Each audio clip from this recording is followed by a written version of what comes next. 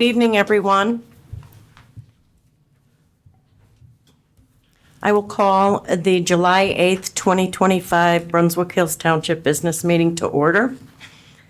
It is 7 p.m.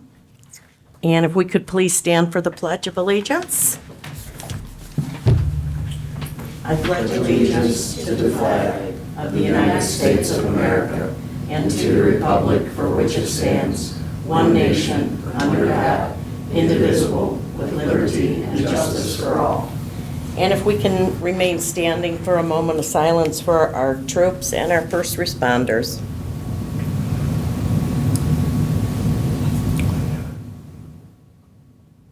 Thank you.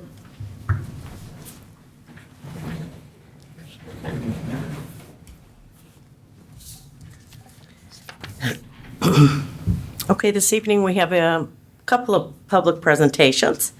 One from Denise Testa from the Medina County Planning Services and Fair Housing, and then Barb Walton from the Medina County Solid Waste District. So. You guys need me to talk in the mic, or can you hear me? There's one right in front of you, right there. Okay, there you go. Hi, everybody. Like she said, my name is Barb Walton. I've been with the Medina County Solid Waste District for a little over 2.5 years now. I came from another district within the state of Ohio that I'd been at for 18 years. So I've got about 20 plus years in of this kind of a background.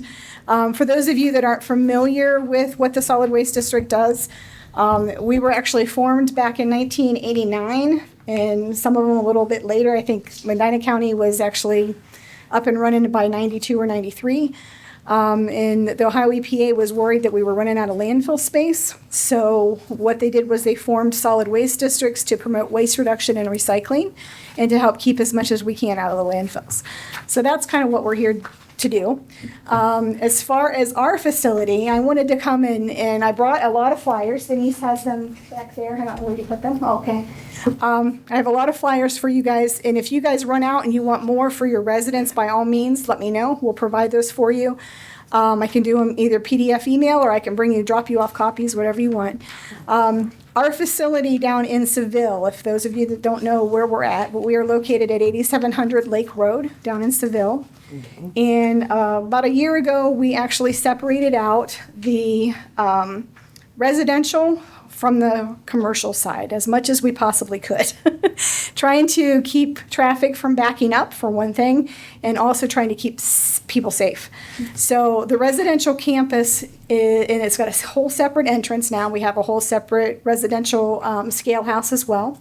That's where residents can come, and our recycling bins are right down by the road. They can reach them very easily. They can recycle on their way in. If they have large bulk items such as furniture or mattresses or just overabundance, they're cleaning out the house, whatever they've got, they can actually bring that to us and drop that off at our bulk waste area. We do charge $55 a ton for the waste coming into the transfer facility, but residents, actually we have a 200 pounds or less limit is $6. So most places that if you go to a transfer station, any place else in the state of Ohio, you're going to pay $30 or more for a mattress or a box spring to get rid of it. For us, you can come in and get rid of it for $6. So it's pretty economical for the residents, and we try to do that to provide that service for them. We do have an area where they can back up to and then drop their items down into a recessed bin, which makes it a lot easier when they're trying to unload things. Mm-hmm. A lot of times they can just push it off their trucks right in.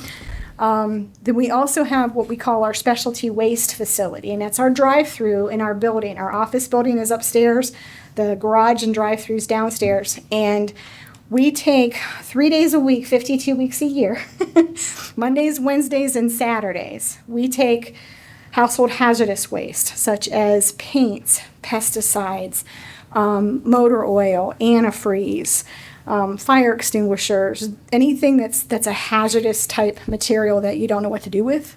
That's when you call us and we'll help you with that. One of the main things, and I do have a flyer here for you, that we're having issues with all over the country, lithium-ion batteries. As you well know, they're in everything anymore. And unfortunately, if those end up in the trash, They spark when they're damaged. They can catch fire. There's all kinds of fires in transfer stations. Thank heavens we haven't had anything major. We've had trucks catch on fire with stuff inside of them. Yeah, so the lithium-ion batteries are pretty volatile when they're damaged. So we try to encourage people to bring those to us. We take them for free. There's no charge. Anytime you have that, just, and I know from up here it's a little bit of a drive. Come see us sometime because we'll take all of that stuff for you. We also take electronics, scrap tires, Christmas lights. If you've got Christmas lights you need to get rid of. We have shredding containers where you can bring your documents that you have that are confidential. They're locked containers. We don't get into them. The company that we pay to come to get them shreds them off site. So you put your documents in a locked container. They come in, give us empty containers, take the full ones away. So everything is all confidential and safe. So we have that service for you. And those are all of this stuff that I'm telling you about is on Mondays, Wednesdays, and Saturdays.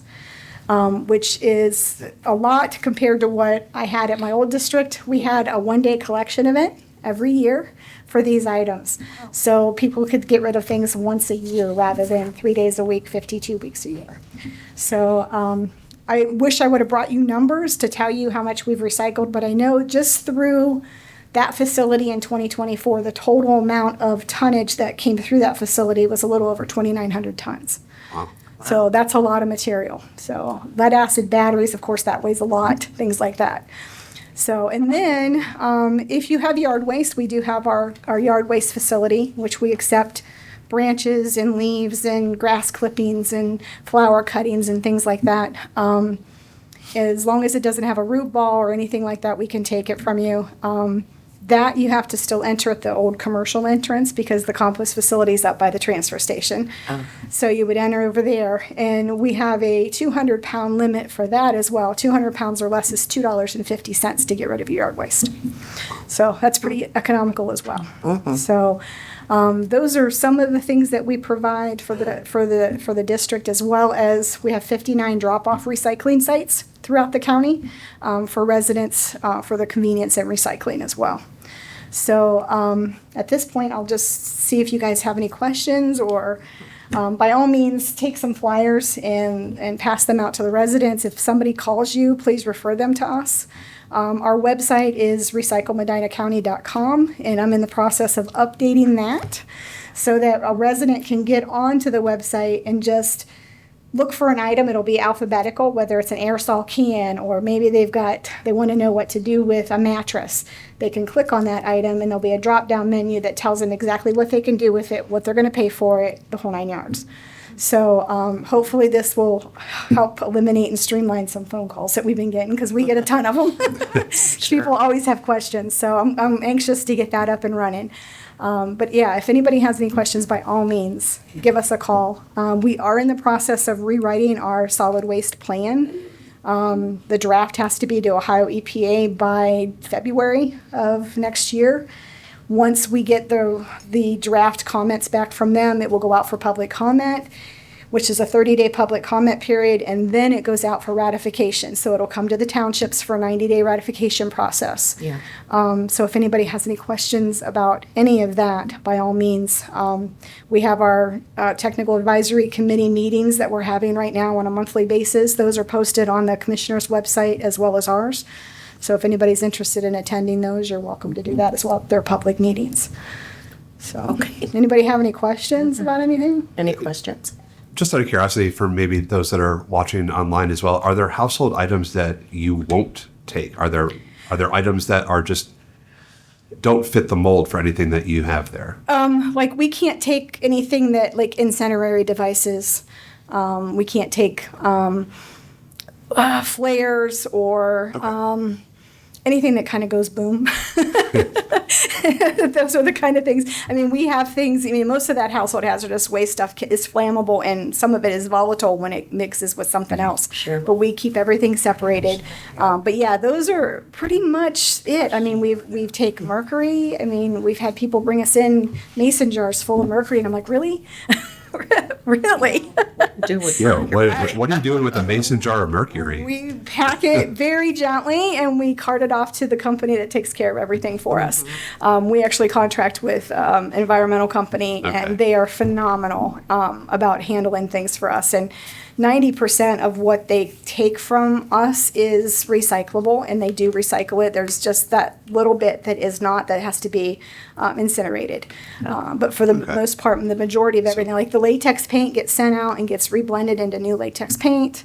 So there's just a lot of really cool things that they do with the materials that come through there. So I'm glad that we're able to provide that service for the residents. That's great. Okay, Good. all right. Trick, anything? No. Nobody got Anybody in the audience have any questions? Or Address and location for those people here who don't know where you're at. We are at 8700 Lake Road, and it's an actual Seville address, even though we are just north of where 224 and 71 come together. So we're very easy to find down there. We're just on the bottom part of the county, that's all. And you'll email us a PDF of what you have? Yes, I most definitely Okay, can. that'd be great. Yeah, okay. All right. Thank you. Thank you so much. Denise? All right, thank you so much. I have my phone here because as a former educator, most of my lectures last an hour and 15 minutes. Oh, So I will keep myself on task to respect your, is it okay if I hand out some Yeah, items by all for means. you? yes. Okay. And I also have a slide-in sheet if you don't mind. Hi, Daryl, how are you? I know you and I have this quite a bit. I thought that voice was familiar. I know, you're tired of it already. Thank you.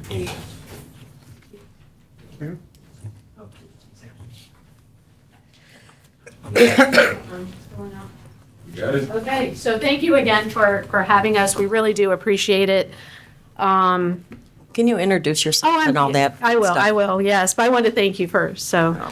And if, I will email my presentation as well as the handouts for your minutes, so you Okay. can just copy and paste if you like. Perfect. So my name is Denise Testa. I'm the Director of Planning Services and Fair Housing with Medina County. The first thing I would like to talk about is fair housing, as that is one of our more impactful roles that we have in the county. So we offer free fair housing services for individuals who believe they have experienced discrimination in housing. That could include getting a mortgage, seeking housing assistance, or engaging in any housing-related activities. And it's based on the Fair Housing Act that was established in 1968. Our Fair Housing office is located at 144 North Broadway, Suite 113 in Medina, and our phone number is 330-722-9293. We offer free customized fair housing services for residents and landlords. So we support tenants' rights to obtain housing. We provide information on landlord and tenant rights. We analyze and develop customized client plans, as well as educate clients about local resources, as well as offering workshops about fair housing similar to this. The majority of our phone calls are about repairs to rentals, and we do advise clients on how to work with their landlords on repairing a rental if there is a little bit of friction. That may include just maybe some additional communication. It may include adding some information about rent escrow. It may include just contacting us and allowing us to help residents who may have those issues. We also, in the brochure, we include some tips for renters, including reviewing your lease. When you're working with your landlord, we strongly recommend working with them in writing so that you have a correspondence or a record. We also advise clients to allow landlords to enter their units. They have to give a 24-hour notice. So if a landlord would like to enter a unit, they're required to give at least a 24-hour notice unless it's an emergency. We also recommend that renters purchase renter's insurance. That's a big one. Right now we're working with our residents at Cedar Ridge. As many of you know, there was a pretty serious fire there, and about 30 units are no longer going to be able to have their housing there because they've condemned that building. So, so we work with the Medina County Housing Network to provide a variety of services to our residents as well. We also work with landlords as well who may have a question about what their responsibilities might be and how to navigate maybe those more difficult circumstances that they may, such as complying with all building standards. They need to keep the common areas safe and sanitary, supply running water as well as heat.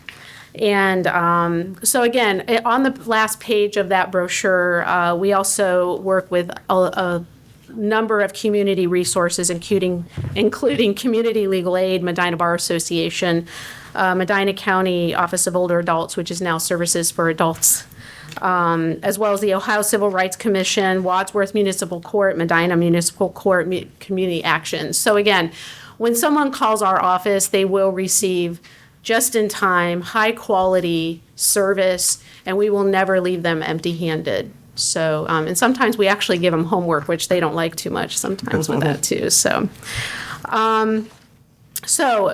one of our handouts is our mission services and team in planning services. So fair housing is just one component of our office. Obviously, we work with Medina County Planning Commission to approve major and minor subdivisions or lot splits or housing developments. We also offer free mapping and GIS services. So we have Jeff Kassouf, who is our planner in our office. He is a technical expert in GIS, and we're actually going to offer a workshop on GIS at the end of the month. I believe it's July 30th. Don't quote me on that. So I would encourage those that are interested in the county GIS to attend that workshop because Jeff is designing that, customizing that to Medina County. We also offer and manage a number of grants for communities. Or for Medina County. And these are grants, actually Brunswick Hills received one in 2022, which was a demolition grant. I believe that was our CDBG allocation program. And attached to the community development program handout since 2008 is our program funding history to give you an idea of what other communities are receiving. So I thought that might help you as we're looking to submit our program year 2026 application in June of 2026. So if you have some, for example, some of our communities have received grants to remove barriers for handicapped adults. So one example is at Cobblestone Park, there was a gravel drive or a gravel sidewalk that Montville applied for a CDBG grant to install a sidewalk for handicapped adults, and there were 3 phases of that sidewalk. Hinckley Township received a CDBG grant to install an elevator at their historical society because there was no way for handicapped adults to enter their historical society building there on Center Road or 303. So I'd like you to take a look at, if you have time, what other communities have received, and if you're interested in a CDBG grant, Community Development Block Grant. Sidewalks, again, these are grants that serve low to moderate income individuals. So there aren't very many, and that's called LMI. In Medina County, there are limited LMI areas, and I don't believe that Brunswick Hills has an LMI area. It's based on the U.S. Census tract. Right. So with that in mind, some of the other items, such as removing an accessibility or removing a barrier, could apply to Brunswick Hills. The demolition and blighted areas could apply to Brunswick Hills as well. So if you're interested in applying for PY26, some communities bring leveraged funds, some don't. So it's dependent on the community. But I'm certainly willing to meet with you and we can brainstorm, what opportunities there might be in Brunswick Hills. And I would encourage you for that. We also offer a community housing impact and preservation program known as CHIP. So we just submit, CHIP is a grant that includes home rehab and home repair. A home rehab is essentially a multi-layer complex repair at a house that can cost up to $72,000.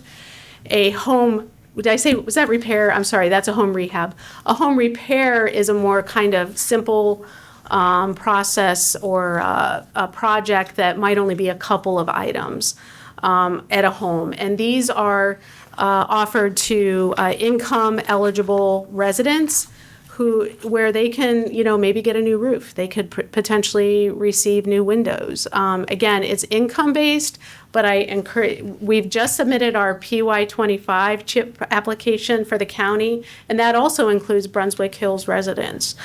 In addition to that, we also are offering the Lead Safe Ohio program on our website, which is medinaco.org/planning. We also are offering a Lead Safe Ohio program where there is still funding available for residents who may have lead-based items on the interior or exterior of their home.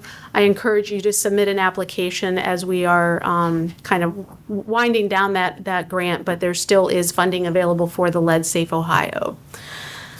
We also offer what's called critical infrastructure grants. Those you can apply every year, and we actually have received 2 critical infrastructure grants for Lodi.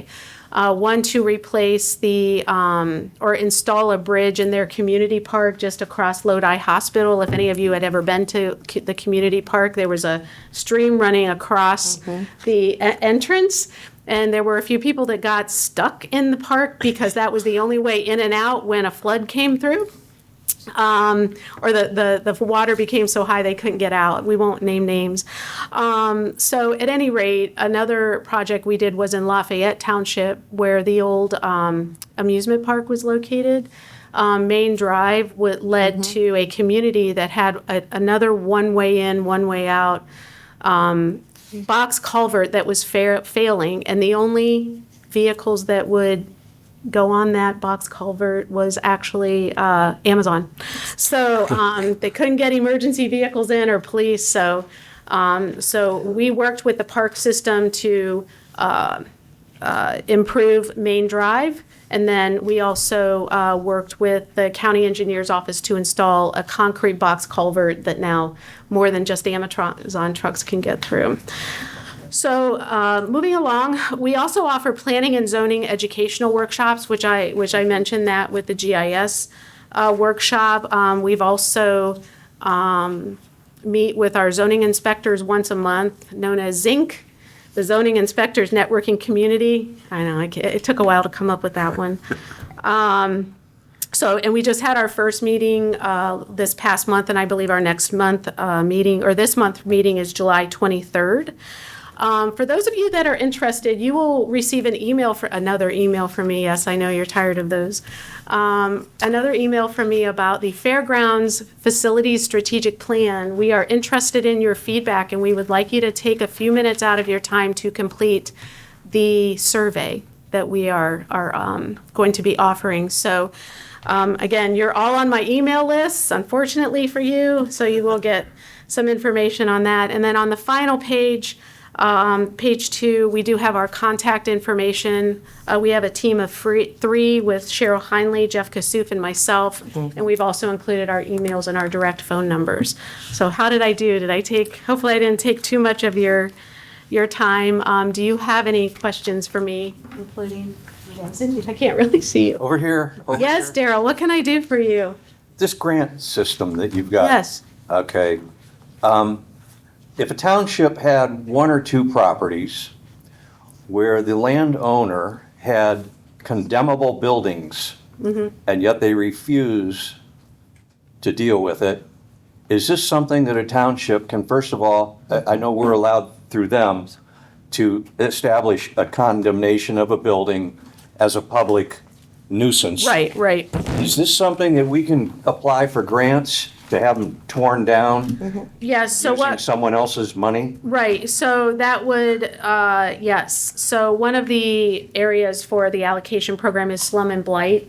So I would have to kind of review what the qualifications are for slum and blight. I'm sure they're interested. And because I so we actually did demolish one building up here on Pearl Road. Yeah. A couple years ago. It was about 35,000. So if they are on the same property, I don't think that would be a problem. What I would wonder is if you have multiple buildings or residences owned by multiple individuals, would we be able to kind of bundle that and get a bigger grant? Because one of our challenges with our I'd almost CDBG like to do grant. proof of concept with one first. Yeah. So if we could bundle it, because one of the challenges that we have with the allocation program is we essentially have $350,000 to spend on 3 projects. And part of that, it's actually about 300,000. So part of our challenge is being able to spend all of the money because we only have 3 projects that we can use that money for, because 150 of it goes directly to Wadsworth City. That's just the way our partnership and the way allocation is. So if we can kind of raise that bar a little bit and get more than just a $30,000 or a $45,000 demolition. When you want to discuss That's what it, we're just looking for. Let's talk. I will absolutely do that. And we can even consult with our state liaison and if we have some questions, but yeah, and that would be for PY 26. So we've got some time. That's why I'm coming to you now. For once, I'm ahead of the ball game, which Cool. apparently I'm not on the Guardians. Denise, if you apply for these grants, are there deadlines to that? Right, so the grants go through the county, but first we have to identify communities that have projects. So typically in January, we release the application. Okay. And so, and I can give actually Daryl a sample application from 2024, so that he can kind of see what that's going to look like. But, so our application is released in January. We give usually communities 3 months to submit. We then receive the applications usually around April. We present those to the county commissioners, who then, in an open public meeting, determine who is going to get what funding. So this year, we're actually doing 2 streets and a sidewalk is our 3 construction projects. And then we have a van for the battered women's shelter. We have a housing and rental assistance program for senior citizens in Wadsworth. And then we also have, okay, so that was it. So in some cases, when we're not able to spend all of that $300,000 that we're trying to spend, sometimes we give more than what they're actually asking, especially if they're bringing leveraged funds to the projects. So yeah, we just have a hard time getting that money spent. So we're looking for big projects with big impact.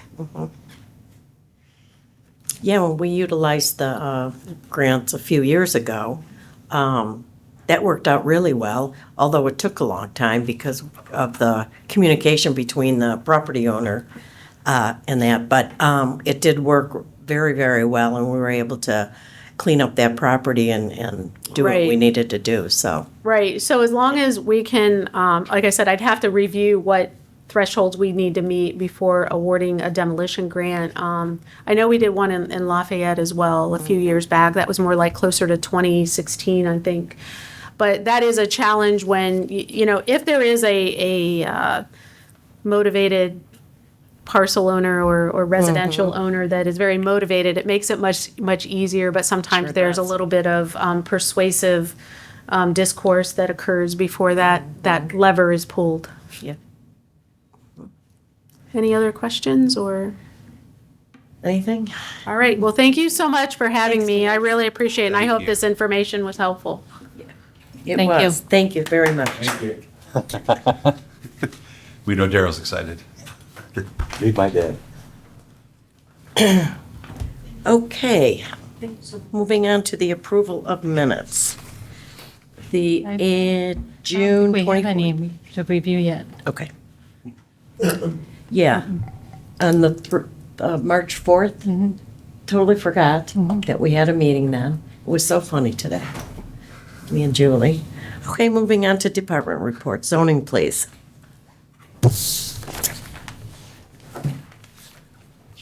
I may have been made aware that you weren't ready for this. What? Agritourism. Uh-huh. Got it. 303-14 was published in our resolution a few years ago. And one of the requirements of an agritourism resolution is a permitting process. We've never had that. We have a couple of instances that are creeping up on us very quickly where agritourism is going to happen. And if we don't have this permitting in place, we will be grandfathering, and I don't know. Because if they do what they do before we have a permitting process in place, it is automatically grandfathered.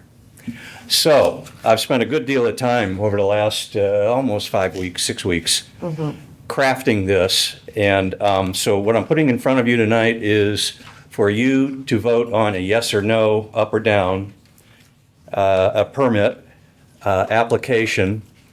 I've run this completely through the prosecutor's office, and we've eliminated any other department's responsibility for doing this. This is a zoning office only. It doesn't have to go in front of the commission or any such thing. Okay. The thing that's been difficult is I've attached a punch list as part of the permit. And this is something that I've not found anybody else doing so far in the state of Ohio.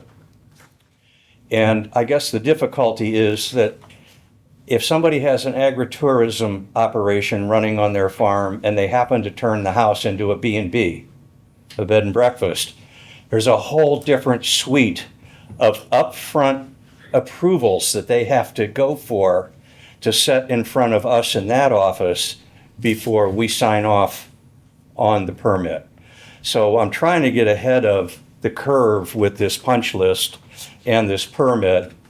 And so I passed it out to you by email, I don't know how many days ago. It was over a week ago. About a week ago. Yeah. And if you've got any questions on its content, I'd be happy to answer them. What I'm looking for tonight is an upvote.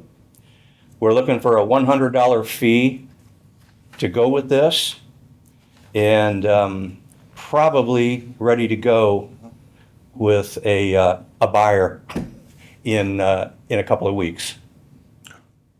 So, questions? As you and I emailed about this, this is it's not a if A, then go to, page B and check. This is, you're filling this out, But they're tandem. and then you're elaborating. Yeah. And you're giving us the finer details as we get into. Depending on what it is they're trying to accomplish. Some of this will be NA. Right. There are things that may have to go on here that I don't even know about yet. The value of this there's a benefit to the operator, and that is without this, without being agritourism exempt or exempted, they are completely exposed for personal harm liabilities for people who step on the property. This exempts them under Ohio law from any liability, and it also reduces their insurance. Just like our agricultural building exemption reduces taxes and so forth, this has a benefit to the landowner and the operator, if they're two different people even, because otherwise they would be exposed. Had we had somebody over the last few years operating, they would have been exposed to personal harm liabilities from people walking on the property and being, who knows what, kicked by a horse or whatever. But Right. so it's a high value permit as far as I'm concerned. Right. So, at the end of the day, it doesn't eliminate all of the gray area, as you said, because there are certain things that you don't know about yet. However, a majority of this. And it puts us in a way better position than we were. I've talked to Read this zoning document. officers in other townships, even in southern Ohio, and this is all gray area to everybody. Yeah. There's not a template out there for how to do this. So, welcome to my world. But as you said, we can define and define until we get it closer. Yeah, To a and if perfect something's, document, a we can perfect always system. amend this and, Yep. redo it, but right now, this looks to be pretty golden as far as I'm concerned. I'm comfortable with it. Hope you are too. So again, upvote on a $100 fee, and I'll take care of the rest. Okay. Thanks, Daryl. Any questions out here? Okay. Oh, we have a question in the back. Come on up, Linda.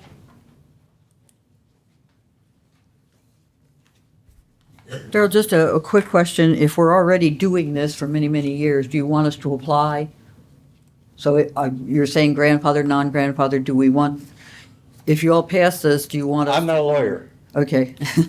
And of course, I'm going to say apply. apply, just go ahead. Yeah, because there's a couple of things that are going to be required for you to, in performance, that's save your cookies should something happen. Yeah, there's a lot of protection that is offered by the Farm Bureau, if you're a member. That's where I got a lot of this information. I kind of thought. And also, if you're in conjunction with a park district, if you have it right next door to you. And the Ohio State Extension was a big part.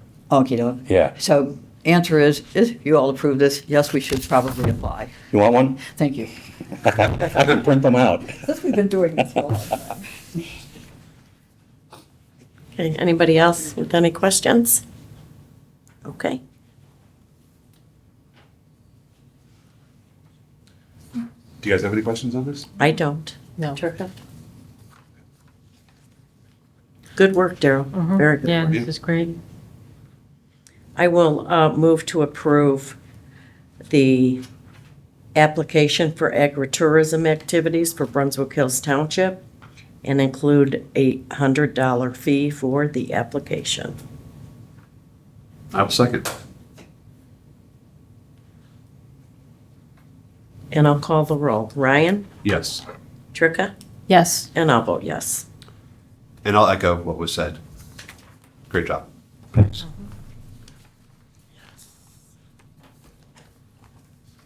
Okay, moving on to police. The only item I have for police is an invoice to Mr. Tire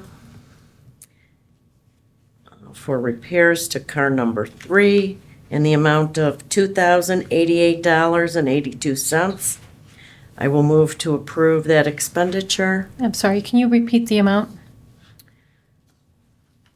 $2,088.82. And that was for Mr. Tire? Yes, Okay. And which cruiser was that again? I know you said it. number 3. Okay, perfect. I will go ahead and second your motion.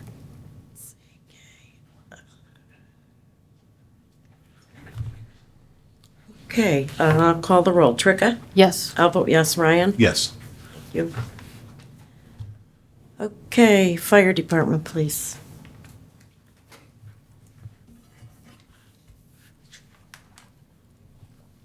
Hello, I have the monthly report for June and some couple requests and announcements.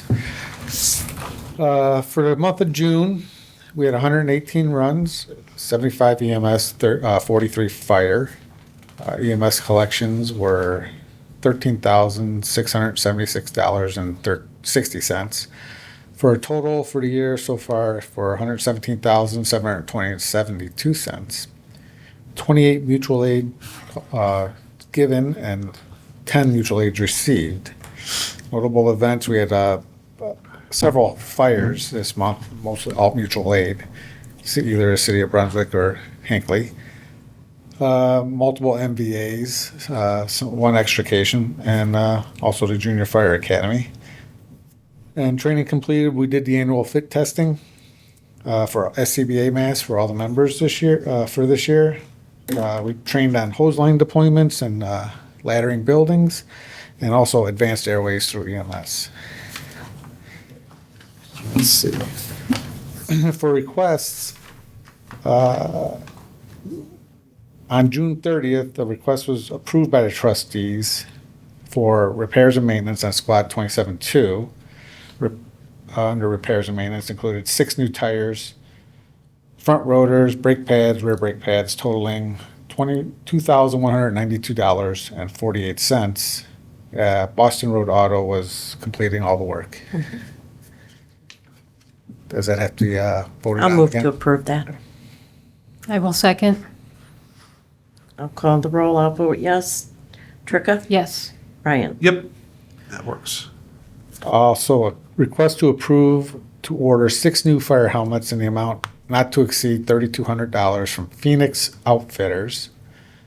These helmets are to replace helmets that are no longer meeting NFPA requirements and to be paid out of PO 32. I'll move. Oh, go ahead. Oh, sorry. I'll move to approve the helmets, 6 new helmets, not exceeding $3,200. Just out of curiosity, what do you do with the old units? Sometimes we give them to fire academies Okay. so that their trainees have equipment, Okay. but they have to go through the trustees and be Yeah. voted yeah. on and stuff. Okay. Just curious. But sometimes they just get tossed or parted out for. Yeah. Okay. We could borrow parts and screws and things like that from them. Okay. Let's see. I Like will- to? Oh, I'm So sorry. I will go ahead and second. Yeah. I'll call the roll. I'll vote yes. Tricka? Yes. Ryan? Yes. We'd like to close BC 85 following payment to Boston Road Auto and request a new BC in the amount of $5,000 from line item 2281 230-323-0323 repairs and maintenance vehicles, EMS. I'll move to approve. I'll second. I'll call the roll. Ryan? Yes. Tricka? Yes. And I'll vote yes. The Brunswick Hills Fire Department was featured in this, some announcements. The Brunswick Hills Fire Department was featured in the July issue of Sirens through the Cleveland Clinic. A newsletter sent to all EMS professionals under our medical direction. The article provides a nice spotlight of our personnel in the department and the township. And Brunswick Hills Fire Department was awarded from the Ohio Division of EMS Training and Equipment a grant in the amount of $2,500 to be used by December 31st on equipment for the squads. Hydrant flushing has been completed. Hydrants in need of repair have been reported to Cleveland Water Department or the Medina County Sanitary. And thanks to everybody who assisted with the annual Junior Fire Academy. We had 21 participants that attended. Hopefully we inspired a few kids to want to become firemen. Oh, that's great. It's fantastic. Yeah. Yes. And good job on getting the grant, for the equipment. Yeah. And thank you to the gentlemen that were at Fire Station 2 today who made a little boy's 3rd birthday, a real treat. So, yeah. Okay, Service Department, please.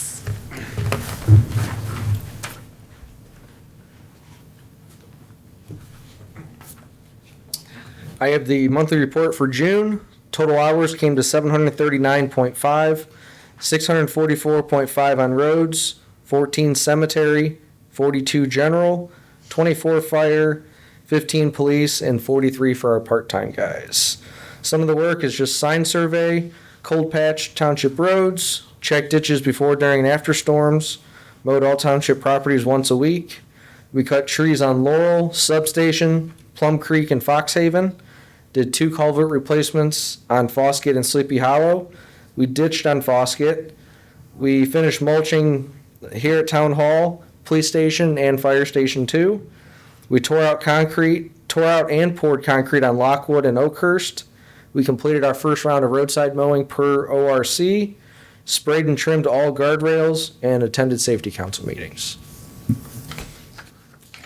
That's it. That's it. Thanks, Thank Corey. you very much. Okay, moving on to trustees' reports. Anything, Ryan? Just a small update on some of the township computers that need to be brought up to Windows 11. The police department has 10 devices that are not fully upgradable, but they are available as a one-time year extension to keep them up and running. Got a price quote from Lighthouse to do this, and it was $61 per computer, and that would extend their life through the warranties and through Windows 11 for a complete year. They would be implementing this in October. So it would go October to October. It would go October to October. Did you talk to the chief about? I did talk with Tim about it. Okay. This is something that we don't have to approve right this moment. Tim has another source that he would like us to talk with about this, but Okay.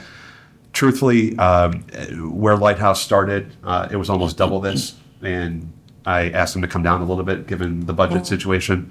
So I don't know that we're going to find better than $61 a unit. That's pretty amazing, quite honestly. But when I have a second quote, we'll bring it up at the next meeting and then get this Okay. fully engaged, ready to go. And Lighthouse is saying it's only 1 year. 1 year is the Because- max yeah. that they can do on this. I thought when the police chief sent the original email months ago, there was a 3-year option. Yeah, that was with the other company. That was with the other company, so we're going to Okay. try and get something from them as well. But in a pinch and trying to stay within chief's budget, 61 times 10 for a year isn't too terrible.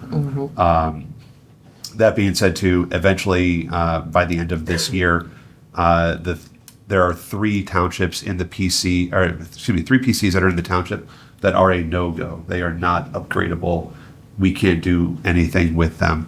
And that is Township Computers 2 and 3 that we have here, and then the Tough Book that Corey has. It is non-upgradable. What are the computers 2 and 3? Because Yeah. that one was just replaced. That one was,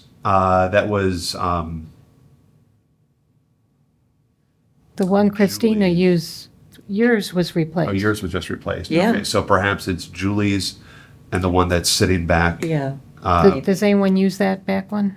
No. The zoning, we used to call it the zoning Yeah. one. So we wouldn't even need to So upgrade maybe that we don't one. even have to worry about that one. And maybe upgrade a different one. Yeah. Yeah. If we have the funds to do that. Right, exactly. Okay, So that's all for me. very good. Tricia, anything? No. The only item I have is we received an invoice from the city of Brunswick for the fourth quarter of 2024 for the franchise fees in the amount of $22,205.77 to be paid from purchase order number 3. I'll move to approve that payment. Okay. Would you read off that the value again, please? $22,205.77. Okay. Thank you.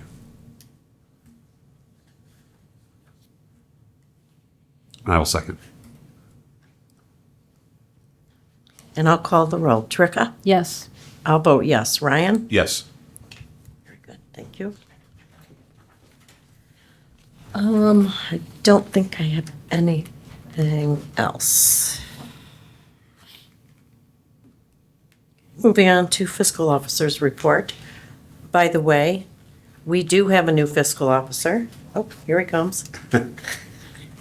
His name is Bob Roxandich, and he just started the other day.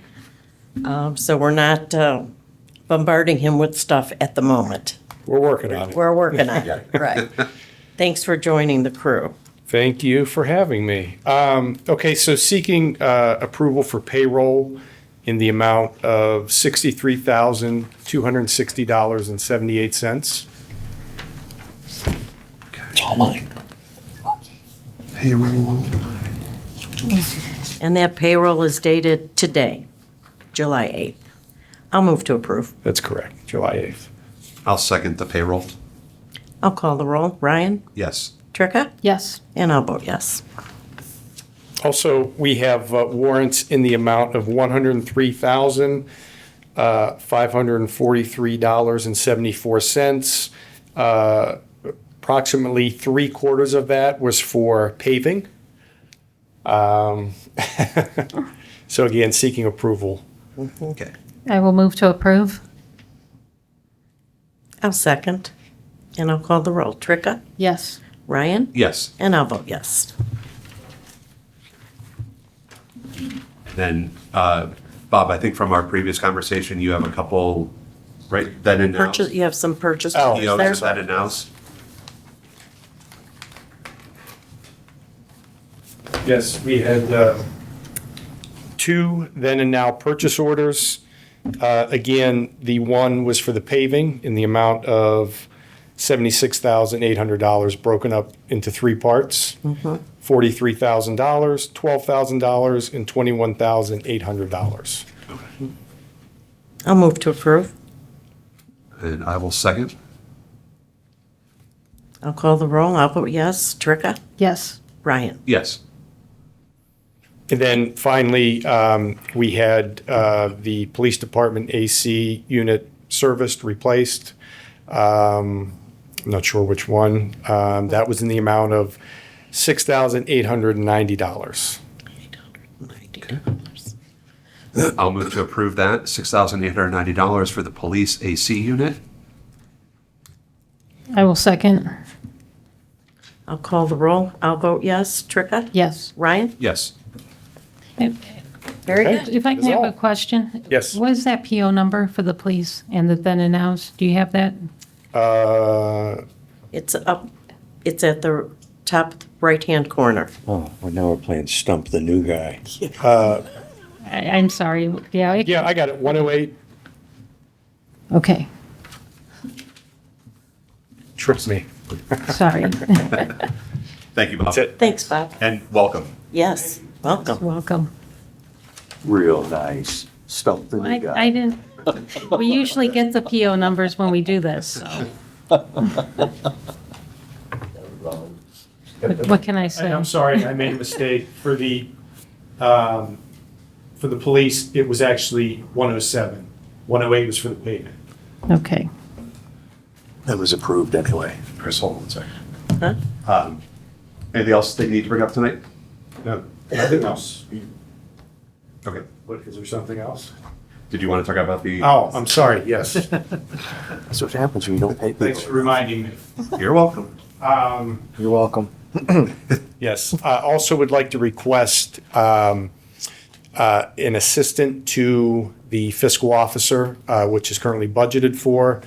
I would recommend Ellen Young. She has served in that role currently. And would like to do it for 6 months, and then kind of revisit it at that point. Okay. So how many hours a week are you looking at, or, That's still to be vetted out. I mean, and you're familiar enough with the position that you know you need one, an assistant? the important part to that is, what if something happened to me tomorrow and we know what's happened in the past? Who's going to do the job? Okay. It, it does, I'm not going to quit. Okay. But if somebody, not. but if something happens, That's right, on record, Bob. then we're in this same position again. Rule of thumb in business, you should always have a backup for. Okay. And what is the wage you're thinking of?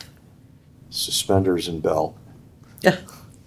Do you have a wage, I have, hourly wage? yeah, I mean, I really have not thought about that. I don't want to arbitrarily throw a number out there without researching that a little more.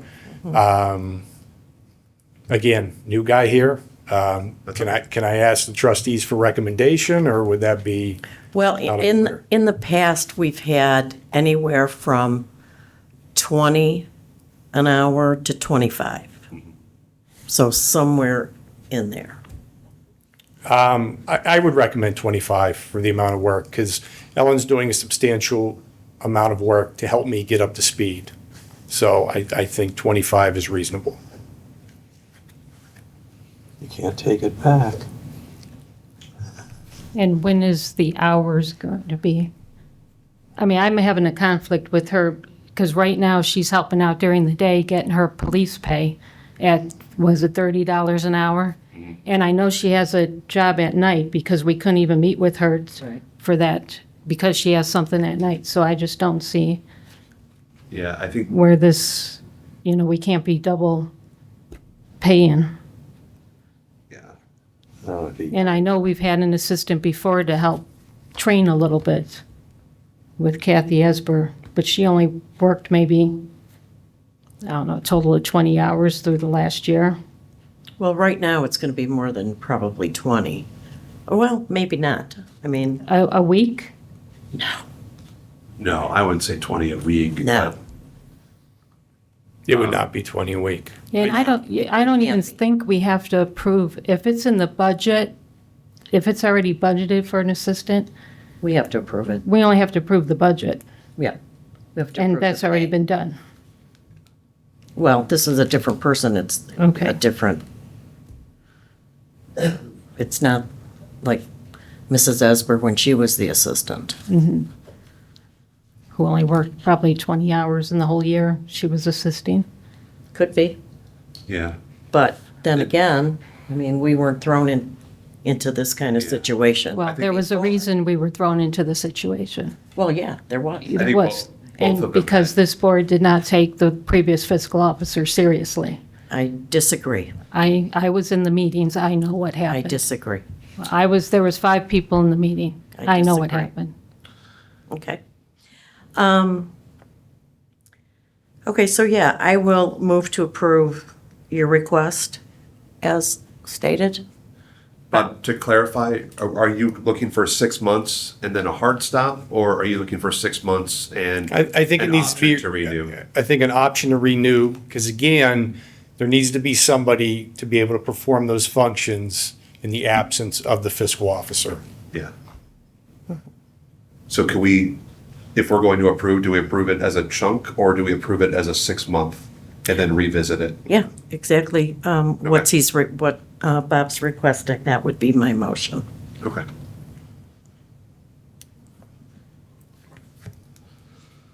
Okay, I'm sorry. You can continue, Chris. That's it for me. I move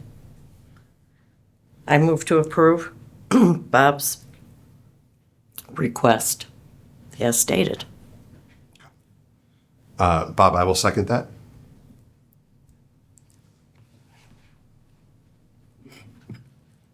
Okay, I'll call the roll. I'll vote yes. Tricka?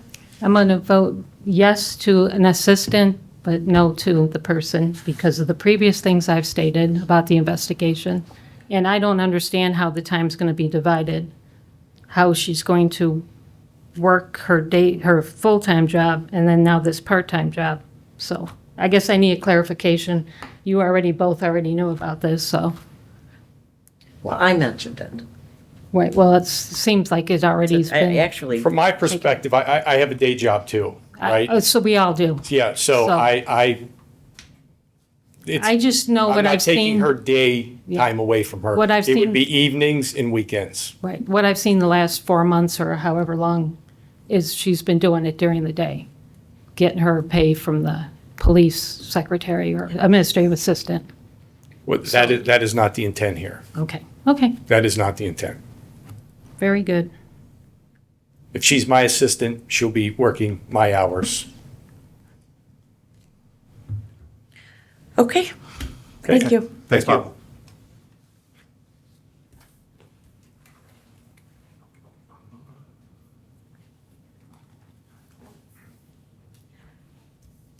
Okay, you have in front of you a resolution. Earlier today at 5 o'clock, we had a budget meeting to discuss the 2026 budget. And in front of you is a resolution to adopt the 2026 budget as presented today. An agenda. This has to be sent over to the county auditor's office with the figures that we discussed. So I will offer resolution number 26.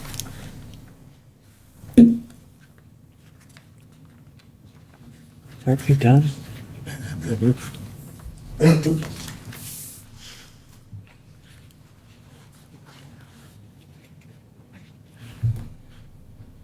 Now, I know the fire department had some questions because they didn't have all the information, Okay. so I'm not sure that theirs was complete.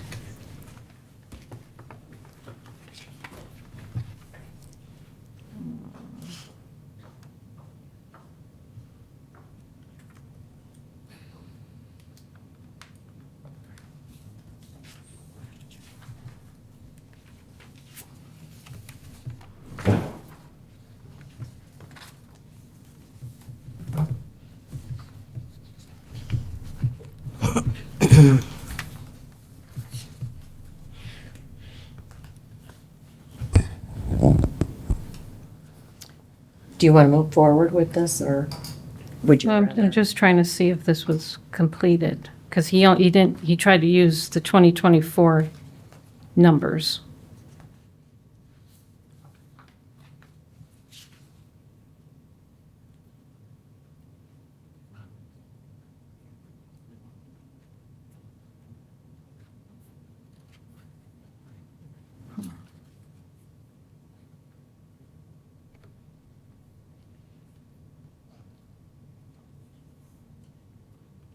Yeah, because it looks like a bunch of these weren't filled out. If I'm reading this right. I can't even read that. It's too small for me Yeah. to see it.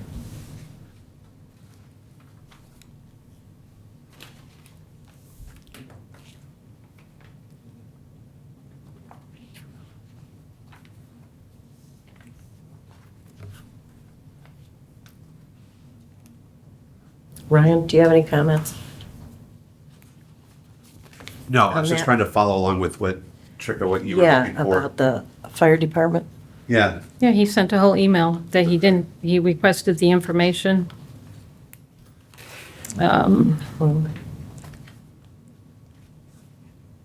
He had requested a report. I think I don't if I have can what that find it. report is.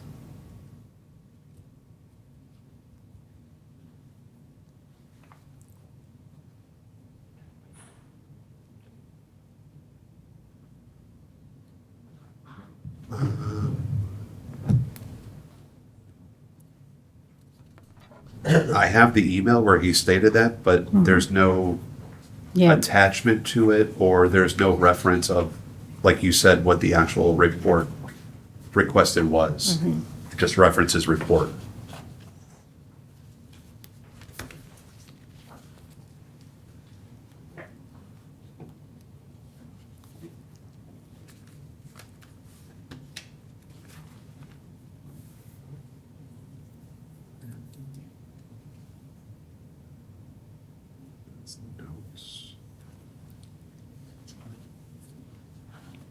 Yeah, I can't tell you.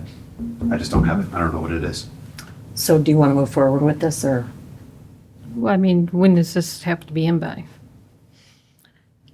This month? I think the 15th.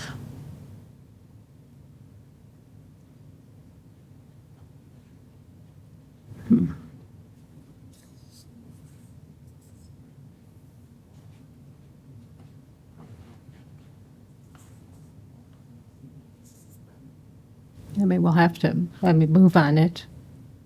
If he used the 2024 numbers, we should be pretty close. It would have to be increased. And we can make an adjustment at the end of the year, Okay, because this is just the preliminary. okay. Okay. So we will have to meet again come November, I think. Right, okay. And it has to be in, so we're not going to meet before then? Before the 15th? Right.